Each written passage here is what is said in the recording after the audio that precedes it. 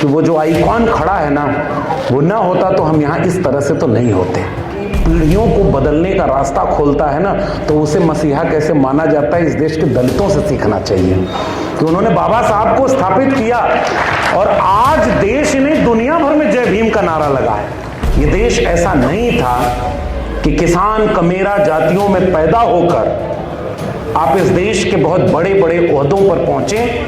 बाबा साहब ने एक बड़ा आर्टिकल लिखा है जिसमें दो चीजों की अहमियत बताते हैं, एक फेलोशिप की और एक हॉस्टल बनना चाहिए, जहां वो बच्चे उस गांव से निकलकर, जिस गांव को वो कहते थे कि वो अंधा कुआं की तरह है, वहां से निकलकर आगे जाएं तो पढ़ पाएं, और पढ़ेंगे तभी वो इस गुलामी को महसूस कर पाएंगे। जहां रेसिज्म था, ब्लैक्स और व्हाइट के झगड़ा था, वहां तो दिखता था कि ये काले लोग हैं, ये अलग रहेंगे, ये गोरे लोग अलग रहेंगे।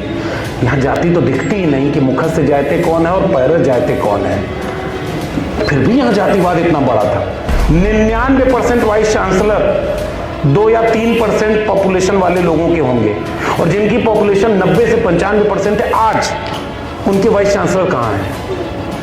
ये सवाल तो बनता है ना। अगर मैं समझता हूं कि अगर आज बाबा साहब होते तो इस प्रॉब्लम को डील कर रहे हो। लेटरल एंट्री आई, एनएफएस आया, आपके एकेडमिक इंस्टीट्यूशन में सारे लोग जो रिटायर हो रहे हैं, क्या उतने नए बच्चे नौकरी पा रहे हैं? और फिर अगर हम वो नहीं रोक पाए तो बाबा साहब का मिशन अधूरा। हम सब मिलकर करेंगे पूरा। संत गाडगे एक ऐसा कपड़ा पहनते थे जिसमें चकत्तियां लगी होती थी। लोग पूछते थे कि आप ये कपड़ा क्यों पहनते हो, तो वो दिखाते थे कि जैसे ये अलग अलग चकत्तियां हैं ना, उसको सिल के पहनते थे। मेरा समाज ऐसे टुकड़ों में बटा हुआ है, मैं सिल के एक करना चाहता हूँ। एलन मस्क एक ऐसा रॉकेट बनाया है जो जहां से प्रक्षेपास्त्र किया जा रहा है, वो वहां मिशन पूरा करके लौट आ रहा है। इलेक्ट्रिक व्हीकल्स बन रही है, और भारत में गूगल करके देखिएगा, एक आदमी टेलीविजन चैनल पर बैठकर मंत्र से नारियल को हवा में उड़ा रहा है। 25 साल बाद का एक भारत बताऊं कैसा होगा। आपके सिलेबस की किताबों में लिखा होगा कि राष्ट्र माता सावित्रीबाई फूले जब स्कूल पढ़ाने जाती थीं तो उनके ऊपर पत्थर और गोबर बरसा करते थे। विद्यार्थी पूछेगा कि एक्सक्यूज मी सर, ये पत्थर और गोबर कहाँ से आते थे, तो सामने से आवाज आएगी, आसमान से उतरते थे। क्योंकि वो नहीं बताया जाएगा कि कौन खिलाफ था। तथागत बुद्ध ने और उसे आगे क्रमशः पकड़ाते चले गए। कभी संत कबीर ने उसे आगे बढ़ाया, संत गुरु रविदास ने बढ़ाया, गुरु नानक ने बढ़ाया, चोखा मेला नारायण गुरु बसवन्ना ने बढ़ाया आगे। उस मशाल को और आगे बढ़ाने का काम ऐसे और बहुत सारे लोगों के साथ, ज्योतिबा फूले, सावित्रीबाई फूले, बाबा साहब डॉक्टर भीमराव अंबेडकर और उनके बाद बहुत सारे लोगों ने किया। हम लोग उसी की एक कड़ी हैं। रोशनियां अगर वहां न जली होती तो आज हम यहां नहीं खड़े होते। इसलिए कल और आएंगे नगमों की खिलती कलियां चुनने वाले, हमसे बेहतर कहने वाले, तुमसे बेहतर सुनने वाले।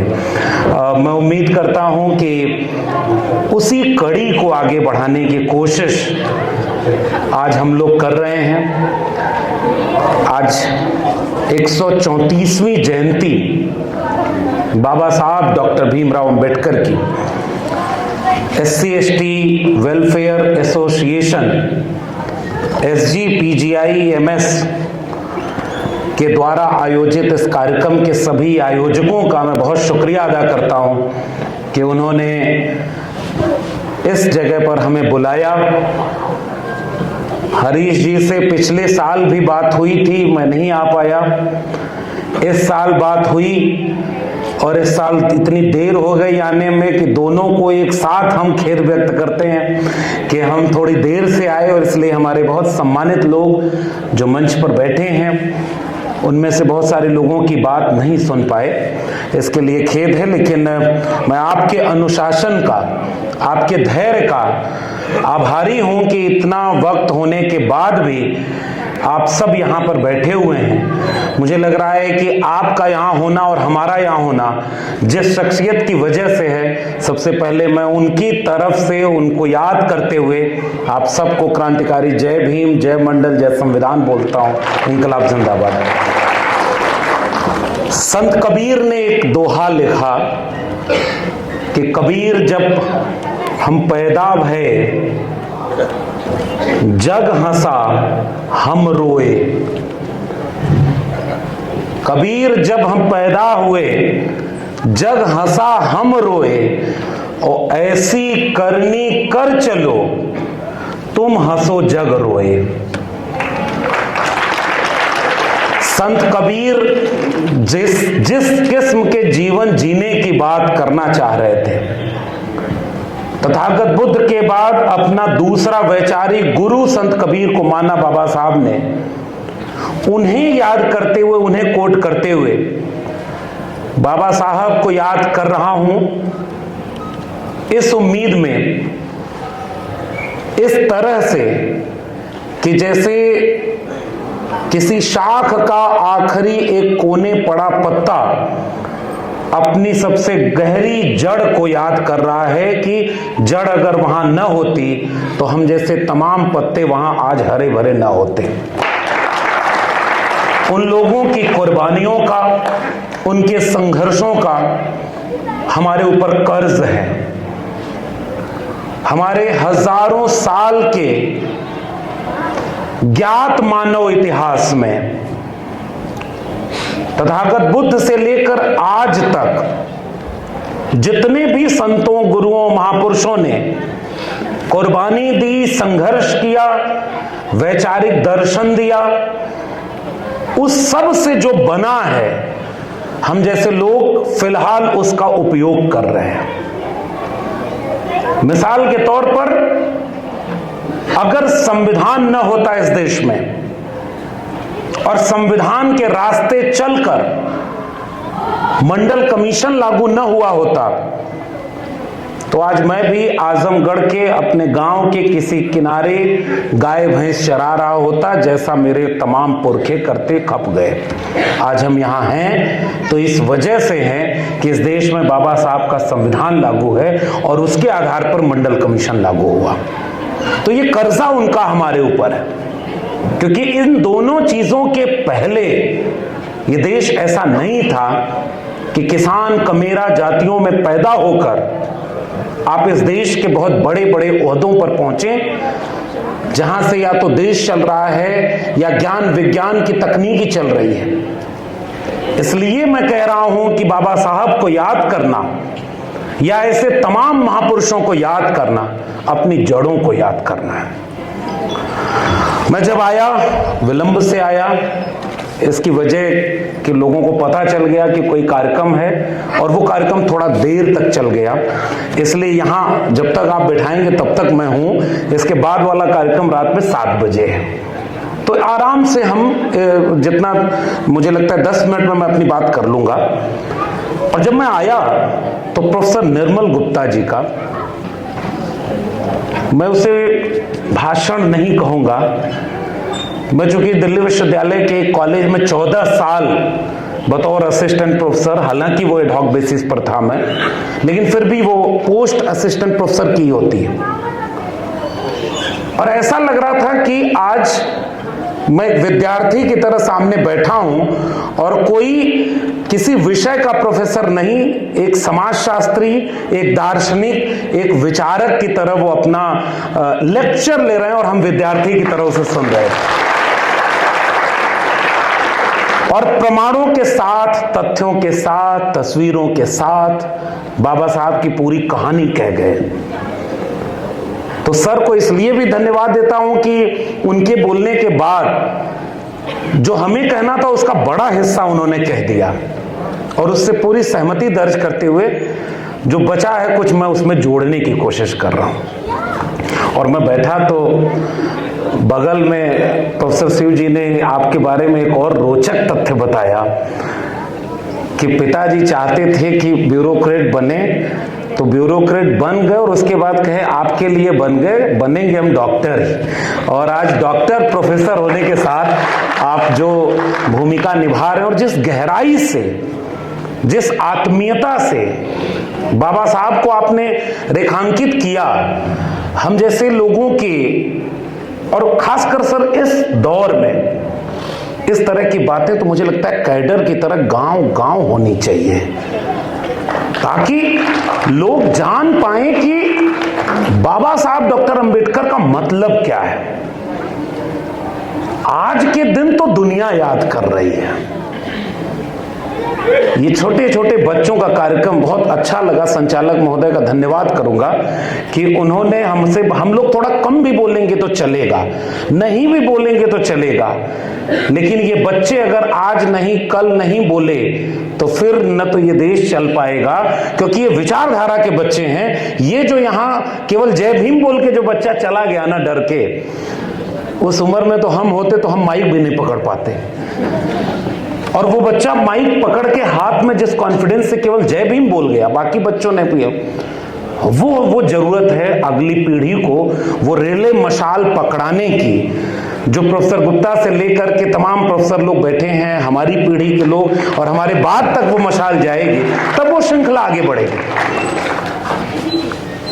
हमारी पीढ़ी तक आने में बाधाएं थीं, लेकिन शायद कुछ रास्ते, गलियारे, कुछ झरोखे, कुछ दरवाजे खुले थे कि हम जान गए कि बाबा साहब डॉक्टर अंबेडकर क्या थे।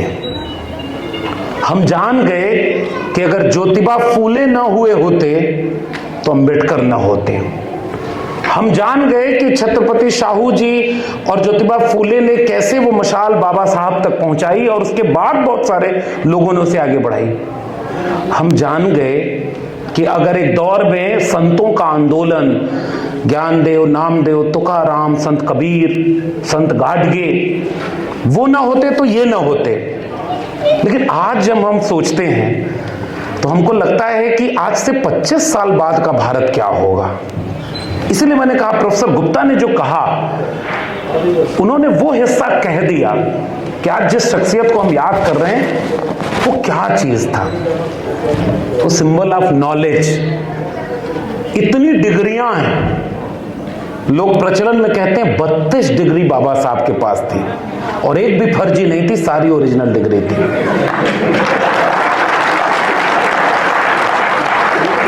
दो बार जाना पड़ा।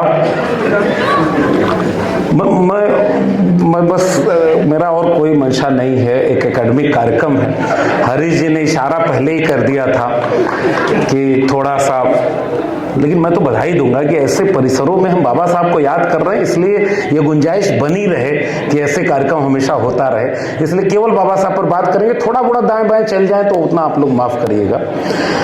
तो सिंबल ऑफ नॉलेज, और मैं यहां खड़ा हूं तो मेरी एक पहचान है कि मैं आजमगढ़ के गांव से, एक किसान परिवार से, जो आज की तारीख में ओबीसी में आता हो, उसे इस बात का इल्म बहुत बाद में हुआ कि बाबा साहब का होना हमारे जैसे लोगों के लिए कितनी बड़ी भूमिका निभा गया। ये बात हमारे परिवार तक पहुंची होगी तो उन्होंने कलम और किताब हाथ में पकड़ाई और तब हमें इलाहाबाद यूनिवर्सिटी पढ़ने भेजा। पहली पीढ़ी के हम लोग 90 के बाद एकेडमिक इंस्टीट्यूशन तक पहुंचना शुरू होते हैं। आप एसजीपीजीआई में हैं, आप इतने लोग हैं, बहुत सारे प्रोफेसर लोग हैं शेड्यूल कास्ट, शेड्यूल ट्राइब और ओबीसी कम्युनिटी से, कर्मचारी संघ में बहुत सारे लोग होंगे। आज से 25 साल बाद क्या इतने लोग बचेंगे, या 25 साल पहले इतने लोग थे?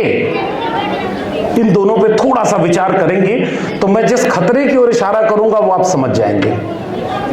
वो रास्ता कहीं संकुचित तो नहीं हो रहा है जिसके आधार पर 90 के बाद पहली बार इस देश के 90% आबादी के बीच से प्रोफेसर बने, डॉक्टर बने, इंजीनियर बने, वकील बने, ब्यूरोक्रेट्स बने, क्योंकि उसके पहले तक तो एजुकेशन पहुंची नहीं थी साहब। कोई संत गाडगे बहुत पहले समझा गए थे कि अगर खाने की थाली न हो तो हाथ पे रखकर खाना खा लेना, मगर अपने और अपने बच्चों को शिक्षा जरूर दिलाना। ये कहने वाले संत गाडगे आज कहां है शिक्षा की स्थिति?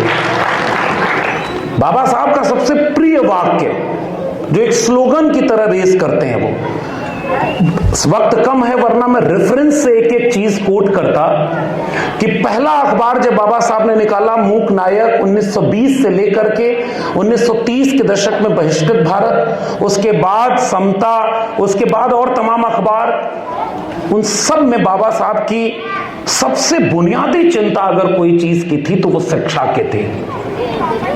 वो बार बार ये कहते थे कि शिक्षा निःशुल्क होनी चाहिए, शिक्षा सार्वजनिक होनी चाहिए, शिक्षा देने की जिम्मेदारी सरकार की होनी चाहिए, क्योंकि गरीब कमजोर के पास अगर पैसा न हुआ तो वो तो शिक्षा से वंचित हो जाएगा। और इस देश के SC ST बहुजन तबके के लोग तो बहुसंख्यक में गरीब भी हैं, और शिक्षा नहीं मिलेगी तो वो गुलामी को कैसे समझेंगे? जिससे मुक्ति की बात प्रोफेसर साहब ने अपने जो पूरा खाका खींचा कि बाबा साहब के जीवन का सबसे बड़ा संघर्ष था कि वो गुलामी से कैसे मुक्ति दिलाए।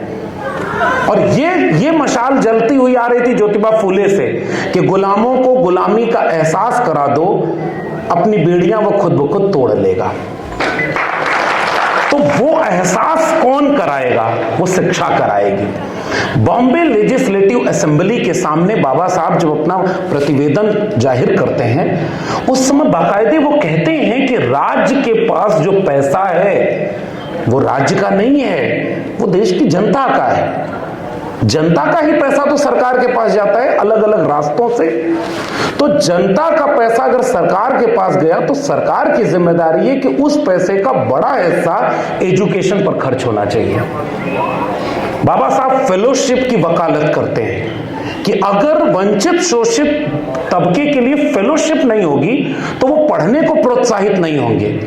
बाबा साहब ने एक बड़ा आर्टिकल लिखा है जिसमें दो चीजों की अहमियत बताते हैं, एक फेलोशिप की और एक हॉस्टल बनना चाहिए जहां वो बच्चे उस गांव से निकलकर, जिस गांव को वो कहते थे कि वो अंधा कुआं की तरह है, वहां से निकलकर आगे जाएं तो पढ़ पाएं, और पढ़ेंगे तभी वो इस गुलामी को महसूस कर पाएंगे।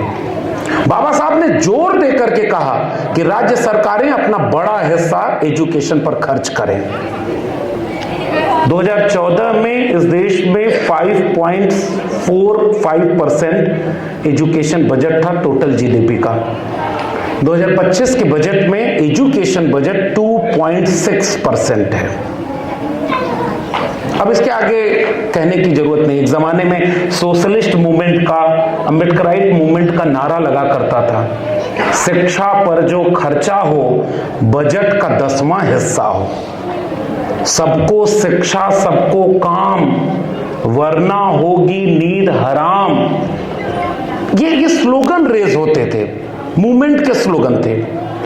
बाबा साहब ने इसीलिए एजुकेट, ऑर्गेनाइज एंड एजिटेट, उसमें सबसे पहला टर्म बाबा साहब ने एजुकेशन की अहमियत को दिया है। और हम 14 साल प्रोफेसर रहे, उसके पहले 6 साल विद्यार्थी रहे, और विद्यार्थी आज भी हैं, विद्यार्थी आखिरी दम तक रहेंगे।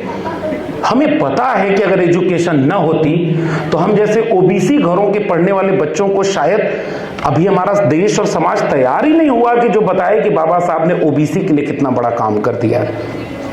जैसे बाबा साहब ने इस देश की महिलाओं के ऊपर इतना बड़ा कर्ज अदा किया है। इस देश की हर एक महिला के ऊपर सबसे बड़ा कर्ज अगर किसी का है तो उस शख्सियत का नाम है बाबा साहब डॉक्टर भीमराव अंबेडकर। और उसका खामियाजा क्या भुगतना पड़ा? शव यात्रा निकलती है किसी के गुजर जाने के बाद। 12 दिसंबर 1949 को इस देश की राजधानी में एक शख्स की शव यात्रा निकाली गई, केवल इसलिए कि वो हिंदू कोड बिल लाने की वकालत कर रहा था। वो शख्स कौन था? वो कौन लोग थे जो हिंदू कोड बिल लाने का विरोध कर रहे थे? और वो हिंदू कोड बिल जो बाद में लागू भी हुआ अलग अलग रास्तों से, अगर वो न लागू होता तो इस देश की महिलाओं की स्थिति क्या होती ये बताने की जरूरत नहीं। हर एक महिला, केवल वंचित वर्ग की नहीं, वैसे ही इस देश के ओबीसी के ऊपर आर्टिकल 15(4), आर्टिकल 16(4), आर्टिकल 340, ये वो गलियारे थे, वो रास्ते थे, क्योंकि 1931 तक तो जाति जनगणना होती थी। 1941 में जाति जनगणना हुई, लेकिन उसके डेटा रिलीज नहीं हुए, कंसाइज नहीं हुए, क्योंकि वर्ल्ड वॉर की सिचुएशन थी। 1950 में संविधान लागू हो गया। 1951 में इस देश ने आपस में एक दूसरे से वादा किया कि जातिवाद को खत्म करना है, इसलिए जाति जनगणना नहीं कराएंगे। वो देश वहां चूक गया ये बात समझने में कि देश बटा था धर्म के नाम पर, और 1951 की जनगणना में देश धर्म गिन रहा था। उस समय इस देश में राज्यों के झगड़े हो रहे थे भाषा के नाम पर, और 1951 की जनगणना में राज्य भाषा गिन रहा था।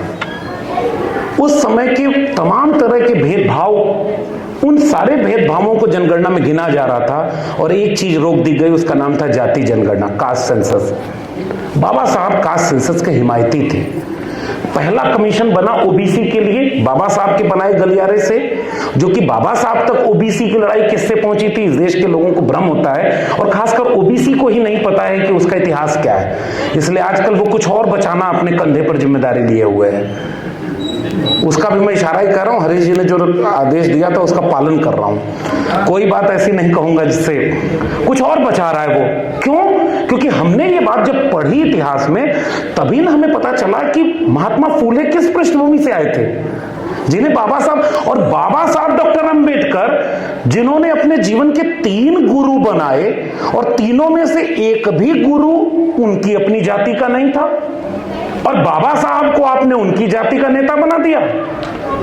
कल्पना करिए, वो जाति की बात तो कर ही नहीं रहे थे। इसलिए मैं कह रहा हूं कि जो तीसरे गुरु थे महात्मा फूले, वो कुंभी किसान माली परिवार, ईवी रामास्वामी नायकर पेरियार, उत्तर भारत में बिहार और उत्तर प्रदेश के पूर्वांचल के इलाके में त्रिवेणी संघ 1920-1930 में काम कर रहा था, जिसकी लीडरशिप ओबीसी के हाथ में थी, और 3 जातियां उसमें सबसे आगे थी, जिसको गांव की भाषा में अहिर, कुर्मी, कोयरी कहा जाता है, त्रिवेणी संघ। लेकिन वो इन 3 जातियों की बात नहीं कर रहा था। जैसे अर्जक संघ 1950-60 के दशक में इस देश के पूरे उत्तर भारत में काम कर रहा था, उसकी लीडरशिप भी ओबीसी कर रहा था, वही जातियां कर रहे थे। पता है वो जातियां अपनी जातियों के लिए संगठन नहीं बनाई थी। उनके स्लोगन क्या थे? जिसमें समता की चाह नहीं वो बढ़िया इंसान नहीं। जिसमें समता की चाह, इंसानियत की बात। ऊंची जात की क्या पहचान, गिट पिट बोले करे न काम। अब आज हम नहीं कह रहे हैं किसी के ऊंची जात के खिलाफ, हम नहीं बोल रहे, हम एक हिस्ट्री को बस देख रहे हैं कि वो कैसे यूनाइटेड करने के लिए बता रहे थे कि छोटी जात की क्या पहचान, करे काम और सहे अपमान। जिस अपमान का जिक्र प्रोफेसर निर्मल जी जब आया मैं तो कर रहे थे, वो किताब मेरी गाड़ी में रह गई, ये किताब जरूर पढ़िएगा, वेटिंग फॉर वीजा, बाबा साहब के, और उसी कोलंबिया यूनिवर्सिटी के सिलेबस में पढ़ाई जाती है। पतली सी किताब है, हिंदी का ट्रांसलेशन 36 पेज का है, इंग्लिश में और छोटी है, वो कोलंबिया यूनिवर्सिटी में पढ़ाई जाती है। इस देश में जितने नेताओं ने आज बाबा साहब की मूर्ति पर माला पहनाया होगा, उन सब से एक सवाल पूछेगा कि बाबा साहब सिलेबस में कहां है, कहां पढ़ाते हो बाबा साहब को? पूछना तो बनता है ना। आप पढ़ाना नहीं चाहते उन्हें, बाबा साहब के जीवन के संघर्ष को आप नहीं बताओगे किसी को। मूर्ति बनवा दो बड़ी सी, मूर्ति की जरूरत है, क्योंकि इसी उत्तर प्रदेश में अगर मूर्तियां न बनी होती तो क्या होता है ये आप भी जानते हैं, हम भी जानते हैं। इस दुनिया में सबसे ज्यादा मूर्तियां बनी तो तथागत बुद्ध की बनी, और सबसे ज्यादा मूर्तियां तोड़ी गई तो बाबा साहब की तोड़ी गई। इसलिए मैं एक बात कहता हूं कि हमारे पुरखों का खौफ इस बात से समझिए कि लोग जिनके मन में जातिवाद है वो हमारे पुरखों की मूर्तियों से भी घबरा जाते हैं, इसलिए मूर्तियों पर हमलावर हो जाते हैं। अभी भी बहुत लोग हमलावर हो जाते हैं, और अभी हमें अपने समाज को इस बात को समझाना है कि वो जो आइकॉन खड़ा है ना, वो ना होता तो हम यहां इस तरह से तो नहीं होते। सिलेबस में है नहीं बाबा साहब। आजादी के बाद तो बाबा साहब को खत्म करने की कोशिश कर दी गई। कौन लोग थे वो? शव यात्रा निकालने वाले कौन थे?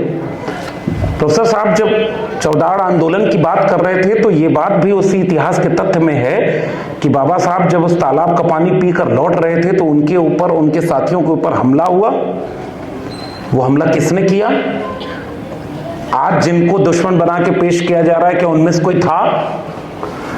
बाबा साहब का 3 स्टेज बताया। क्रिस्टोफ जेफले ने अपनी किताब में बहुत शानदार तरीके से तमाम चीजें लिखी हैं। एक छोटा सा पॉइंट, अगर आप लोग के पास थोड़ा सा समय है तो 5 मिनट और लेता हूं। प्रोफेसर साहब ने एक तथ्य बहुत शानदार बताया कि बाबा साहब के गुरु से लेकर के कई ब्राह्मणों ने मदद की बाबा साहब की। हिस्टोरिकल फैक्ट है, केवल बाबा साहब की नहीं, बाबा साहब के तीसरे गुरु महात्मा फूले की भी मदद ब्राह्मणों ने की। आपको पता होना चाहिए कि जब 1 जनवरी 1848 को महात्मा फूले, उसके पहले वो 1847 में, अभी मैं कल ही महाराष्ट्र में एक जगह पर था यवतमाल, वहां पर एक बहुत भव्य ज्योतिबा फूले विद्यापीठ का निर्माण किया है। और पता है 4-5 लोगों ने मिलकर किया है। एक एजुकेशनल इंस्टीट्यूशन है, ट्रेनिंग का जगह है, वहां पूरे फूले साहब की जीवनी वहां है। तो पहली तस्वीर में ज्योतिबा फूले अपने एक ब्राह्मण दोस्त की बारात में जा रहे हैं अचानक, और सबसे प्रिय दोस्त कौन है महात्मा फूले का? एक ब्राह्मण है। और वहां अचानक कुछ लोगों की नजर पड़ती है और बारात से भगा दिया जाता है। पिता से लौटकर कहते हैं कि ये अपमान क्यों? पिता ने कहा गनीमत है कि पीटा नहीं, तुम अपना भूल गए थे कि तुम क्या हो, तुम उनके बगल में चले गए। पिता घोर धार्मिक आस्तिक व्यक्ति थे। महाराष्ट्र सरकार ने एक किताब पब्लिश की है, युग पुरुष ज्योतिबा, पढ़ना पड़ा। फिर ज्योतिबा फूले फिर से स्कूल पढ़ने जाएं, क्योंकि बहुत सारे लोगों ने, ज्योतिबा फूले जब बच्चे थे ना, जैसे वो बच्चा माइक पकड़ के जय भीम बोल रहे थे, कविताएं गा रहे थे, वो ऐसे ही फूले थे, ऐसे ही पेरियार थे। इवन बाबा साहब वेटिंग फॉर वीजा में, बाबा साहब, प्रोफेसर साहब ने कह दिया, मैं बस उसको दोहरा रहा हूं कि 6 साल के थे, उन्होंने अपने स्कूल का पहला ही चैप्टर में वो कहते हैं कि जिस घड़े से सब पानी पीते थे मेरे स्कूल में, उससे मैं नहीं पी सकता था। वेटिंग फॉर वीजा में बाबा साहब कहते हैं कि अगर मुझे पानी पीना है तो मैं टीचर से बोलूंगा, टीचर एक चपरासी भेजेगा, वो मुझे पानी पिलाएगा, अगर चपरासी नहीं है तो अब मैं पानी नहीं पी सकता। मैं सोचता था कि ये पानी कैसे मेरे लिए अलग हो गया। It's happen only in India. इतनी दुर्व्यवस्था। बहुत अच्छा कोट किया उन्होंने, जहां रेसिज्म था, ब्लैक्स और व्हाइट के झगड़ा था, वहां तो दिखता था कि ये काले लोग हैं, ये अलग रहेंगे, ये गोरे लोग अलग रहेंगे। यहाँ जाति तो दिखती ही नहीं कि मुखस से जाते कौन है और पैरस जाते कौन है। फिर भी यहाँ जातिवाद इतना बड़ा था। उसी में बाबा साहब बाकायदे वो बातें कोट करते हैं कि डिग्रियां लेकर के जब लौटे तो पारसी लोगों ने, किसी ने घर नहीं दिया, और पारसी धर्मशाला में रुके, 10 दिन रुके थे, और 11वें दिन हमला करने लोग आ गए कि तुम कौन हो और कैसे। बाबा साहब ने उसके आगे, मैं पढ़ने को पढ़ देता, लेकिन आप इतना क्रक्स उसका समझिए। बाबा साहब ने लिखा है कि ये 2-3 घटनाएं ऐसी थी जिन्हें मैं जीवन भर नहीं भूल पाया। स्कूल वाली घटना, बैलगाड़ी से उतारे जाने वाली घटना, और बैलगाड़ी वाली घटना तो सर मैं उसमें बस ऐड कर दूं, एक बार जब वो अधिकारी बन गए थे, एक गांव में जा रहे थे, तो लोगों को पता हो गया था कि ये हमारे मसीहा हैं। दलित समाज से इस देश के ओबीसी को और इस देश के बाकी लोगों को सीखना चाहिए कि जब कोई आपकी पीढ़ियों को बदलने का रास्ता खोलता है ना, तो उसे मसीहा कैसे माना जाता है, इस देश के दलितों से सीखना चाहिए कि उन्होंने बाबा साहब को स्थापित किया, और आज देश नहीं दुनिया भर में जय भीम का नारा लगा है। आज की तारीख में इतना जश्न और जयंती किसी दूसरे आइकॉन की नहीं मनाई जाती, और पूरे देश में मैं घूमता हूं। अब आजकल नौकरी छीन ली गई है तो और फ्री हो गया हूं। पहले क्या सैटरडे संडे जाता था, अब जो है पूरे 7 दिन, इसलिए पूरा मौका मिल रहा, मैं सीख रहा हूं। प्रोफेसर साहब ने पूछा क्या कर रहे हो, तो मैंने यही कहा कि 1-2 किताबें हैं उसको लिख रहा हूं, और मैं लोगों से मिलता हूं। मैं सच बताऊं, दक्षिण भारत में मूवमेंट मजबूत है, हमारे यहाँ मूवमेंट कमजोर है। हमारे यहाँ थोड़ी बहुत पॉलिटिक्स मजबूत थी, जहां मूवमेंट मजबूत है वहां पॉलिटिक्स ही मजबूत नहीं हुई। कभी सोचना होगा कि हमारी गलती कहां हो रही है, थोड़ा तो वो भी सोचना होगा। तो वो पारसी थिएटर, वो बैलगाड़ी से जाना, उस गांव में जा रहे थे तो उन्होंने कहा कि आधा घंटा वेट कर गए स्टेशन पे, बैलगाड़ी सब खड़ी है, नहीं आ रही। थोड़ी देर बाद बैलगाड़ी आई, सारे लोग आगे पैदल चल रहे हैं, हमारा मसीहा आया है। और उसके बाद फिर कुछ दूर चले तो बैलगाड़ी गिरी, इधर इधर टक्कर उधर टक्कर। तीसरी बार तो बैलगाड़ी ऐसी गिरी कि फ्रैक्चर हो गया बाबा साहब को, वेटिंग फॉर अ वीजा के सेकेंड या थर्ड चैप्टर में बाबा साहब बता रहे हैं। बाद में उन्हें पता चला कि जब पता चल गया बैलगाड़ी वालों को कि मैं महार जाति से हूं, किसी ने बैलगाड़ी नहीं भेजी। और 1930 के आसपास का, 1920 से 30 के आसपास का भारत है ये, 1 लाख साल पहले के भारत की बात नहीं हो रही। ये जो मूवमेंट है वो नई पीढ़ी तक हम कितना पहुंचा पाए, दिस इज द चैलेंज। अगर संत गाडगे एक ऐसा कपड़ा पहनते थे जिसमें चकत्तियां लगी होती थी, लोग पूछते थे कि आप ये कपड़ा क्यों पहनते हो, तो वो दिखाते थे कि जैसे ये अलग अलग चकत्तियां हैं ना, उसको सिल के पहनते थे। मेरा समाज ऐसे टुकड़ों में बटा हुआ है, मैं सिल के एक करना चाहता हूं। आज का पीढ़ी के लोगों को पता ही नहीं संत गाडगे कौन है। धोबी जाति में उनके बारे में पता ही नहीं होगा, जैसे यादव जाति में शायद ही बहुत कम लोग जानते होंगे, अब धीरे धीरे जानने लगे प्रिया ललई सिंह यादव कौन था, कौन उदा देवी पासी थी, कौन जो है अवंतीबाई लोधी थी, कौन जो है जगदेव प्रसाद कुशवाहा थे, कौन जो है रामस्वरूप वर्मा थे। एक बहुत बड़ी हिस्ट्री है। ओबीसी अपनी हिस्ट्री से कट गया और दलित समाज की दिक्कत यह हुई कि वो जो मूवमेंट मजबूत हुआ, एक जगह यही यूपी है जहां हम खड़े हैं। पॉलिटिकल बात नहीं करनी चाहिए, लेकिन आपको भी पता है कि अगर यहां सरकार न बनी होती तो यूपी की हालत क्या होती। कल की घटना है, प्रयागराज जिले में एक दलित बच्चे ने मना कर दिया कि बोझा नहीं उठाएंगे, बोझे के साथ फूंक दिया गया है। गूगल करके पढ़ लीजिए, कल की घटना है। और सुबह सुबह हमने वो वीडियो देखी, चित्कार मार रहे थे उसके घर वाले। 2025 13 अप्रैल 2025 का भारत। और इसके पहले पश्चिमी उत्तर प्रदेश में कितने जगह डीजे बजने पर हमला हुआ, कितनी जगह घोड़ी चढ़ने पर मारा जा रहा है। संविधान लागू हुए 75 साल हो गए, देश तैयार ही नहीं हो पाया। जश्न और जयंती के ऐसे कार्यक्रमों का एक मकसद और होना चाहिए। बाबा साहब ने अपने हिस्से की सारी लड़ाई लड़ ली, हमारे हिस्से की लड़ाई कौन लड़ेगा। ये मेरा आखिरी का एक, मैं अपने बातचीत को समेट रहा हूं, मैं यहां अपने को सोचता हुआ पाता हूं। मैं कैसे इस देश के लोगों को समझाऊं कि ब्राह्मणवाद के खिलाफ लड़ने वाले ज्योतिबा फूले पहला स्कूल खोलते हैं तो उनके पिता को भड़काया जाता है कि धर्म के विरोध में काम हो रहा है, पिता घर से निकाल देते हैं। 1 जनवरी 1848 को पहला स्कूल जब बाहर खोल रहे हैं तो किसके घर में खोल रहे हैं पता है? उस्मान शेख, वहां भी बंद हुआ। उसके बाद दूसरा घर एक ब्राह्मण का था। उनके स्कूल में पढ़ाने आने वाले कौन थे? क्योंकि दलित पिछड़ों को तो पढ़ाई नहीं मिली थी, उनको प्रोफेसर कहां से बनेंगे? दलित पिछड़े तो आज भी प्रोफेसर नहीं बन पाए। उत्तर प्रदेश के 3 दर्जन विश्वविद्यालयों पर मैंने पिछले दिनों अपने चैनल पर एक वीडियो बनाई। वाइस चांसलर 99% वाइस चांसलर 2 या 3% पॉपुलेशन वाले लोगों के होंगे, और जिनकी पॉपुलेशन 90 से 95% है, आज उनके वाइस चांसलर कहां हैं? ये सवाल तो बनता है ना। अगर मैं समझता हूं कि अगर आज बाबा साहब होते तो इस प्रॉब्लम को डील कर रहे होते कि कहां कमी रह गई, कि हमारे वाइस चांसलर क्यों नहीं है, हमारे डीएम और एसपी क्यों नहीं है। ये एसजीपीजीआई है, कितने डिपार्टमेंट में कितने प्रोफेसर किस किस कम्युनिटी के होंगे आप बेहतर जानते होंगे। मैं विश्वविद्यालय में रहा हूं, 2018 से जो लड़ाई हमने लड़ी, जिसकी सजा हमें मिली, 2018 में हमने जब आरटीआई लगाई कि 596 वाइस चांसलर 2018 में सेंट्रल यूनिवर्सिटी और स्टेट यूनिवर्सिटी मिला के थे। 6 from schedule caste community, 6 from schedule tribe community, 36 from OBC community, और 550 कौन थे? ये सवाल पूछना किसी जाति का विरोध करना नहीं है। ये सवाल पूछना उस 90% आवाम से पूछना है कि 75 साल के बाद आप कहां पहुंचे। इसी के लिए बाबा साहब ने कहा था कि ये कारवां बड़ी मुश्किल से यहां तक ले आया हूं, इसे आगे ले जाना।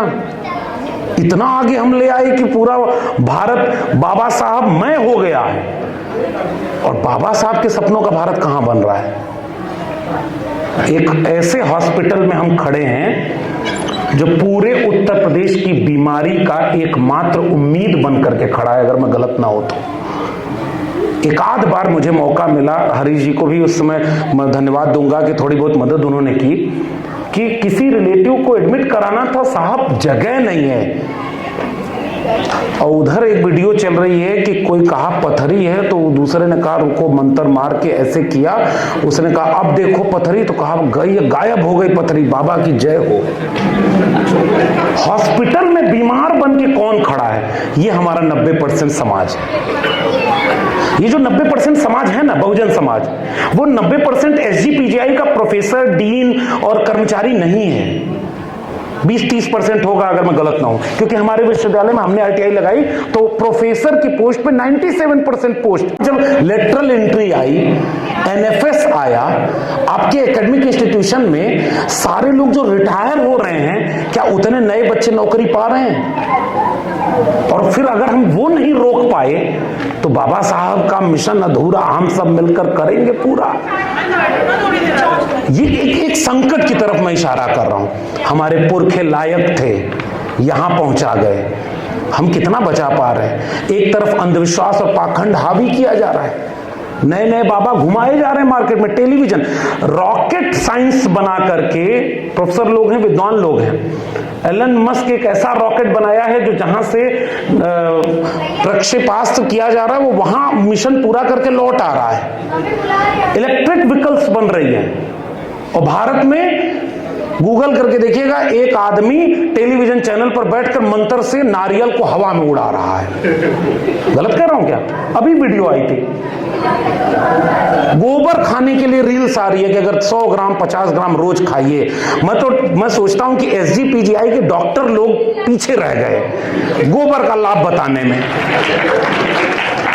अभी मैं कह रहा हूं, मैं बहुत बड़ा पद पर नहीं बैठा हूं देश का, वहां वाला, मैं नाम भी नहीं ले रहा हूं कि कुछ भी बोल दीजिए, बिना फैक्ट के झूठ बोल दिए तब भी कुछ नहीं होगा। मैं फैक्ट के साथ बोल रहा हूं। अभी गूगल करिए, दिल्ली यूनिवर्सिटी का एक कॉलेज है, लक्ष्मीबाई कॉलेज, उसकी प्रिंसिपल कॉलेज के क्लासरूम में गोबर लिपवा रही है, और दीवार किसकी है? पक्की सीमेंट की। गोबर होगा तो ज्ञान तेज मिलेगा, पवित्र मिलेगा। नासा फेल हो गया इसको पहचानने में। हमारे पुरखे भी कमजोर दिमाग के थे, हमारे पुरखे कितने भी मूर्ख रहे होंगे, जाहिल रहे होंगे, इतने समझदार थे कि गोबर कभी नहीं खाए होंगे, हलवा खाए होंगे, ये गारंटी दे रहा हूं मैं। और 2025 के भारत का खतरा कहां है? आपके SGPGI के मेन गेट पर एक बहुत बड़ा गोबरौर बना होगा, देख लीजिएगा। वो अभी नहीं दिख रहा है सर, मैं गारंटी कह रहा हूं, वो अभी दिखेगा नहीं, 25 साल बाद नजर आएगा। विश्वविद्यालय में क्या हो रहा है? और यही बात हम बोलते थे, इसीलिए नौकरी से निकाल दिया गया। मैंने अपनी किताब प्रोफेसर की डायरी में लिखा कि मेरे लहजे में जी हजूर न था और कोई मेरा कसूर न था। 10 दिन नौकरी कर पाए थे बाबा साहब डॉक्टर अम्बेडकर, और उसी वेटिंग फॉर वीजा में बाबा साहब लिखते हैं कि 11वें दिन रोते हुए नौकरी छोड़ करके मैं वापस लौटा था। और संकल्प भूमि है उसी सयाजी बाग में, जो प्रोफेसर साहब ने इमेज दिखाई है।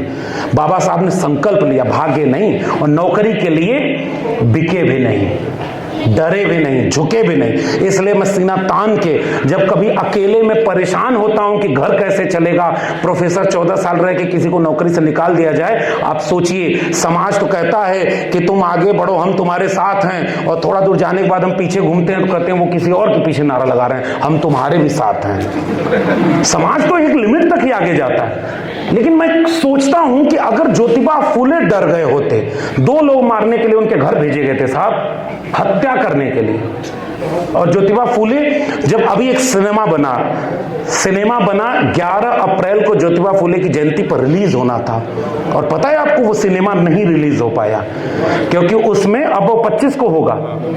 क्यों नहीं रिलीज हो पाया? क्योंकि उसमें एक सीन इंट्रो में था कि जब माता सावित्रीबाई फूले स्कूल में पढ़ाने जा रही हैं तो उनपे कचरा और पत्थर फेंकने वाले बच्चा किसी जाति का समझ में आ गया। 25 साल बाद का एक भारत बताऊं कैसा होगा? आपके सिलेबस की किताबों में लिखा होगा कि राष्ट्र माता सावित्रीबाई फूले जब स्कूल पढ़ाने जाती थीं तो उनके ऊपर पत्थर और गोबर बरसा करते थे। विद्यार्थी पूछेगा कि एक्सक्यूज मी सर, ये पत्थर और गोबर कहां से आते थे? तो सामने से आवाज आएगी, आसमान से उतरते थे। क्योंकि वो नहीं बताया जाएगा कि कौन खिलाफ था, इसलिए मेरा कंक्लूजन केवल इतना है कि आज देश का बौद्धिक समाज यहां बैठा है। सर, मैं आखिर में जाते आते केवल गुजारिश कर रहा हूं, पता है हमारे तन बदन पर अच्छे कपड़े आए, हमारे पास एजुकेशन आई, एक नौकरी आई, जीवन जीने का साधन आया, हम सब अपने अपनी चीजों को बचाने में लग गए।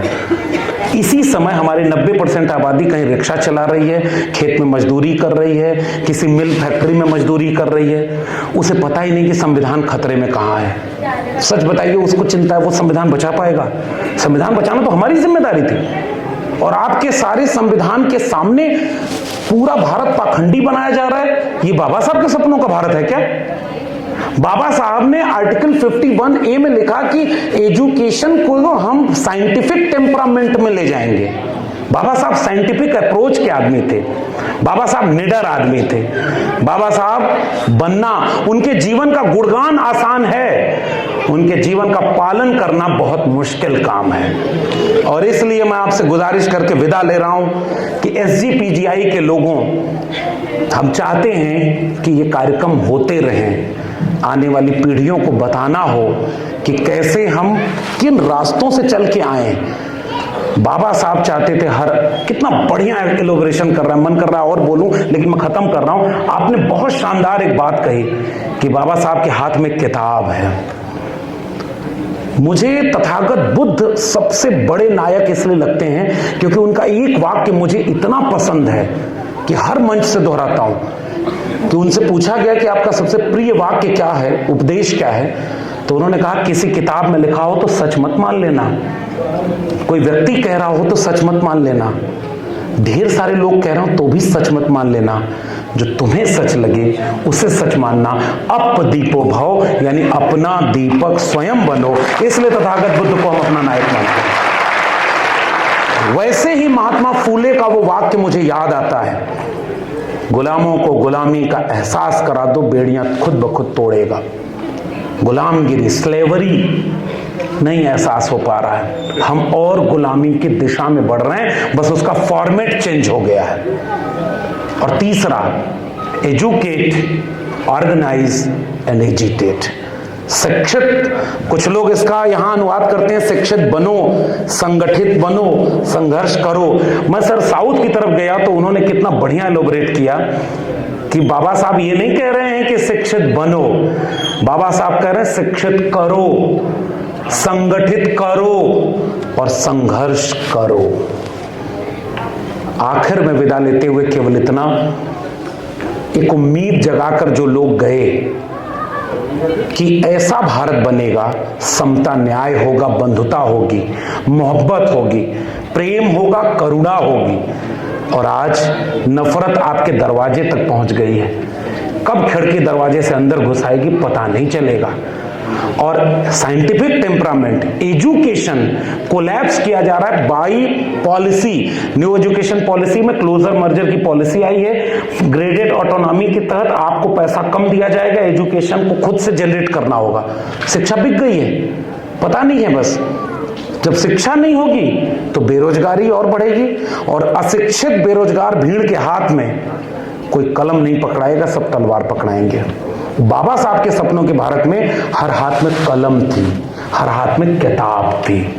मैं अपनी बात खत्म करते हुए यही जानना चाह रहा हूं, हम पढ़े लिखे लोग, सो कॉल्ड पढ़े लिखे लोग, सो कॉल्ड हमने फायदा लिया है रिजर्वेशन का, सो कॉल्ड केवल गुणगान गाने के लिए कि बाबा साहब ये हैं वो हैं, वो तो कर गए, हम बचा भी नहीं पाएंगे क्या?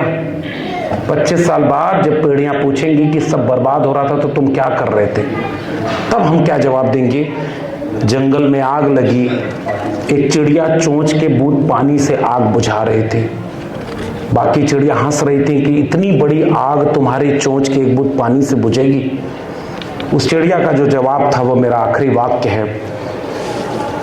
जंगल की आग को जलता देखकर उस चिड़िया ने कहा, मुझे पता है मेरे चोंच के एक बूंद पानी से ये जंगल की आग नहीं बुझेगी, मगर जब इस आग का इतिहास लिखा जाएगा तो मेरा नाम आग लगाने वालों में नहीं, आग बुझाने वालों में शामिल होगा।